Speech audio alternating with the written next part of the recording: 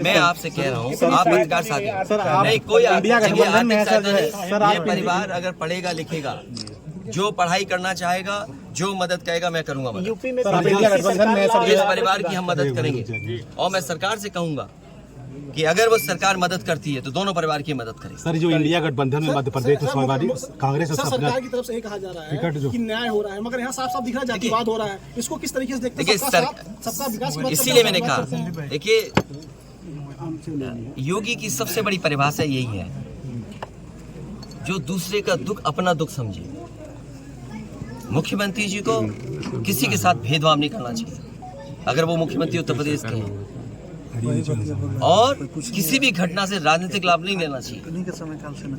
अगर इस सरकार ने न्याय दिया होता, न्याय पहले दिन से देना शुरू किया होता तो शायद हम लोगों पे भी दबाव नहीं बनता कि हम आते हो घर परिवार के लोगों से मिलते आकर। सर कांग्रेस के लोग कह रहे हैं कि आप बीजेपी को फायदा पहुंचाना चाहते हैं मध्य प्रदेश। देखिए सुनिए ये बात भी कांग्रेस के मुंह से अच्छी नहीं लगती। सर यूपी में बदला लेंगे उसका? नहीं बदला बदली बात मत करो। देखिए अयोध्या भी मंदिर दिखाएंगे।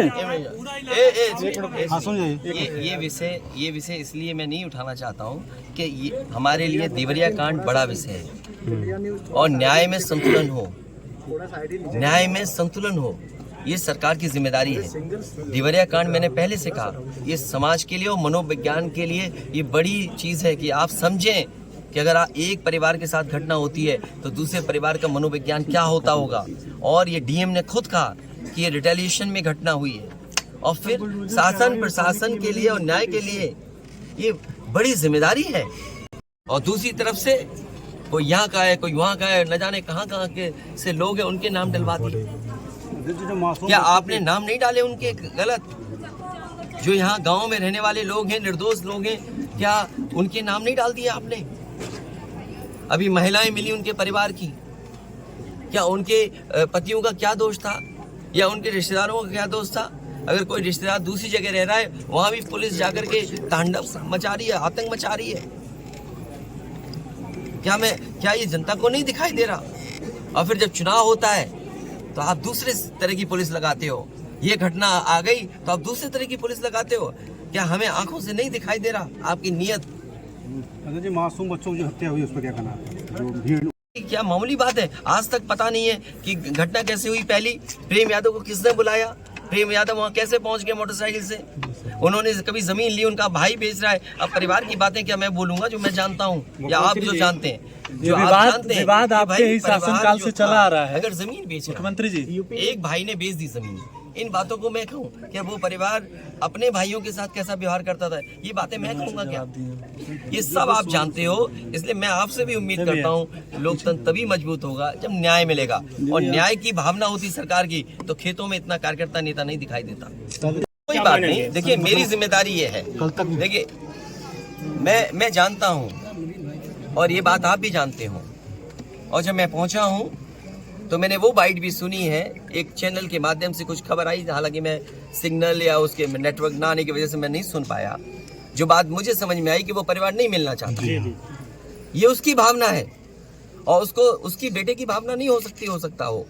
कुछ ऐसे नेता हैं जो उसको समझा रहे होंगे कि तुम मत मिलना, तुम उनको नीचा दिखा दो, अपमानित कर दो। सवाल ये नहीं, हम किसी के भी दुख में शामिल होने आए हैं। इसीलिए मैंने कहा आपने जब बुलडोजर से किसी की माँ और बेटी को जला दिया गया और बुलडोजर चल गया, आप उस परिवार के उस बेटे से मिलने नहीं गए।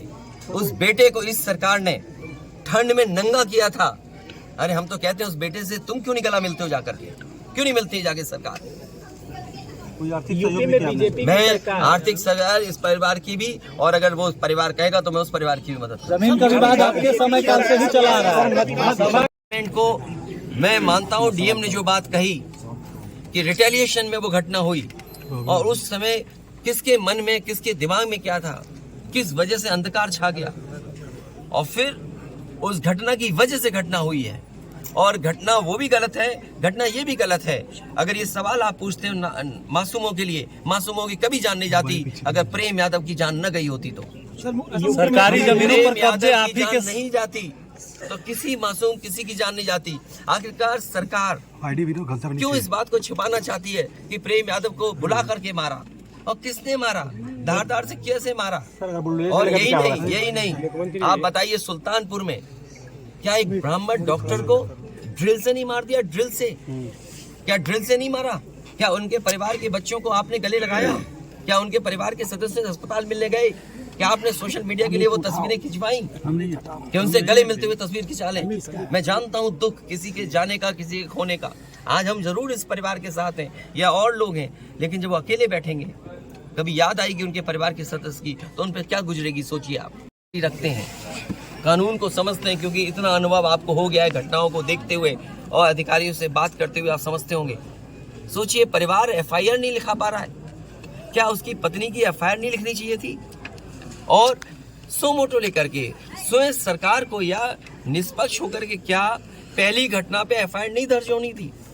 आपने जो प्रेम यादव की जान गई, उसमें एफआईआर किससे दर्ज कराई? सुनने में आ रहा है कि आपने जानबूझ करके डरा के, धमका के और खाली पन्ने पे दस्तखत करा करके आपने एफआईआर लिखी है।